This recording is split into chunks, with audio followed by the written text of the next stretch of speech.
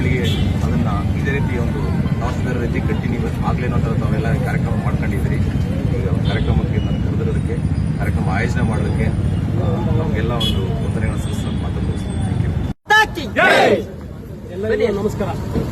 ಜನವರಿ 22ರಂದು ಜಮ್ಮು ಕಾಶ್ಮೀರದ ಡೋಡಾ ಡಿಸ್ಟಿಕ್ ಅದೊಂದು ಸೆಕ್ಟರ್, ಆ ಸೆಕ್ಟರಲ್ಲಿ ಒಂದು ದುರಂತ ನಡೀತು. ಬಸ್ಸು ಕಂದಕಕ್ಕೆ ಬಿದ್ದು ಸಾಮಾನ್ಯ ಒಂದು 10 ಜನ ಯೋಧರು ವೀರಮರಣ ಹೊಂದಿದ್ದಾರೆ. ಅವರಿಗೋಸ್ಕರ ಇವತ್ತು ನಮ್ಮ ಎಲ್ಲರೂ ದೇಶಕ್ಕೆ ಆದಷ್ಟು ದೇಶಕ್ಕೆ ನಾವು ಹೋರಾಡಬೇಕು ಅನ್ನೋದಕ್ಕೆ ಸೈನಿಕರಿಗೆ ಒಂದು ಸ್ವಲ್ಪ ಪ್ರೋತ್ಸಾಹ ಮಾಡಬೇಕು ದಯವಿಟ್ಟು ಎಲ್ಲರಿಗೂ. ಹಾಗೆ ನನ್ನ 2 ಮಾತುಗಳನ್ನ ಮುಗಿಸ್ತಾ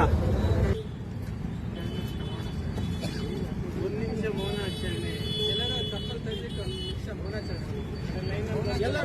ತೆಗೆದು 1 ನಿಮಿಷ ಮೌನಾಚರಣೆ ಮಾಡಿ.